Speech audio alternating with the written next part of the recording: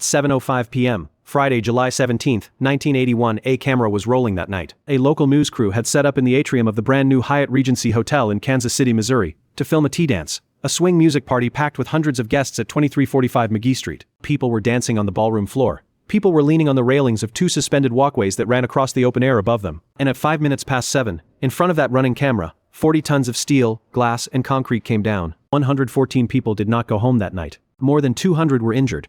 It remains one of the deadliest non-deliberate structural collapses in American history. And here is the part that should matter to anyone who has ever stood under a hotel balcony, a mall mezzanine, or a conference center skywalk. The fatal mistake was not made on the construction site.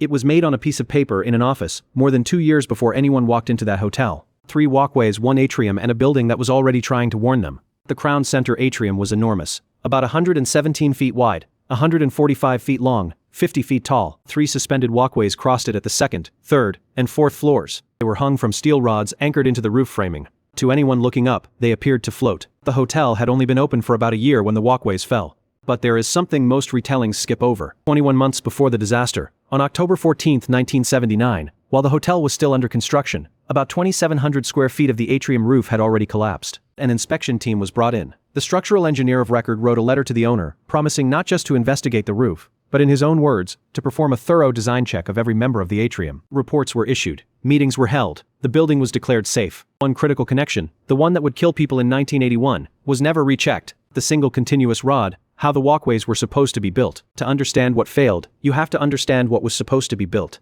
The original design, on the structural drawings, called for 1 long threaded steel rod for each hanger point. That single rod would start at the ceiling, pass through the box beam of the 4th floor walkway, and continue down to the box beam of the 2nd floor walkway. Each walkway would hang independently from its own nut and washer. Picture 2 climbers on a single rope. The upper climber grips the rope. The lower climber grips the rope. Each one supports only their own weight. The rope does the work. That was the plan to be. And here is a fact that even people familiar with this case often miss. Even that original design, the one engineers later wished had been built, was below code. According to the federal investigation by what was then the National Bureau of Standards, the original connection had an ultimate capacity of roughly 60% of the Kansas City Building Code minimum. Walkways were already a problem. They just had not failed yet. The phone call that both sides denied. Havens Steel and Shop Drawing 30. In January and February of 1979, the steel fabricator on the job, Havens Steel Company, ran into a practical headache. A continuous rod that long would have to be threaded along its entire length, then suspended in midair across an unfinished atrium while a heavy walkway was hoisted onto it.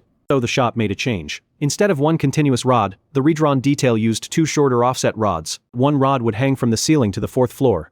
A second, separate rod would hang from the 4th floor down to the 2nd. Havens later testified that someone in their shop telephoned the engineering firm to get verbal approval for the change. The engineering firm testified that no such call was ever received. The administrative court that examined the case could never fully resolve who said what to whom. What is not in dispute is this. On February 16, 1979, the revised Shop Drawing 30 and Erection Drawing E3 arrived at the engineer's office. 10 days later, on February 26, 1979, they were stamped, sealed, and returned for construction. If you find the way small, paper-based decisions turn into enormous physical failures, as fascinating as I do, subscribing helps this channel keep digging into the disasters most people only half remember. Because now we need to talk about what that stamped drawing actually did to the connection. 40.7 kips, the connection that was asked to do 2 jobs. The hanger rod itself was never the weak point. The weak point was the place where the rod met the walkway, a small nut and washer pressing upward against the underside of a hollow steel box beam. In the original drawing, each of those nuts only had to carry the weight of 1 walkway. According to the federal investigation, the design load at that point was about 20.3 kips, a kip being 1,000 pounds of force. In the as-built version, however, the upper nut on the 4th floor walkway no longer carried just the 4th floor. It now also carried the entire 2nd floor walkway, which was hanging from a 2nd rod bolted into the same box beam. The load on that connection went from 20.3 kips to 40.7 kips. It was asked to do 2 jobs. Go back to the rope analogy. In the new arrangement, the lower climber has let go of the rope. He is now hanging from the upper climber's ankles. The rope is still fine. The upper climber is not. Investigators later calculated that the as-built connection had roughly 30% of the capacity the Kansas City Building Code required. Add up the 2nd floor walkway. What happened in the atrium? Federal report concluded that the failure most likely began at the east end of the middle box beam on the 4th floor walkway. The box beam deformed around the nut and washer. Once one connection let go, the load on the neighboring connections jumped, and they let go too. The 4th floor walkway came down onto the 2nd floor walkway directly below it. The 3rd floor walkway, offset to one side and hung from independent roof trusses, remained standing. Later analysis showed it carried the same defective connection.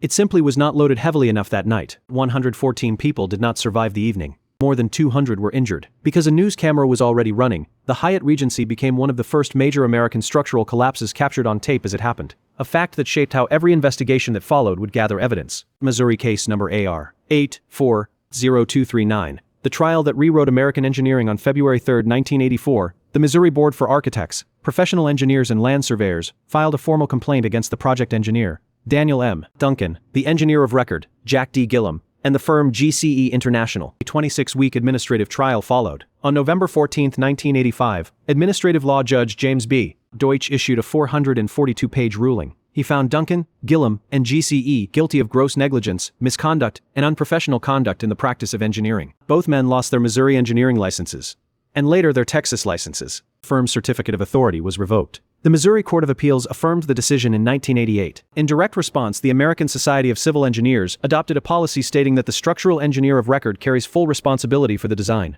including connection details delegated to a fabricator. A stamp on a drawing was no longer a formality.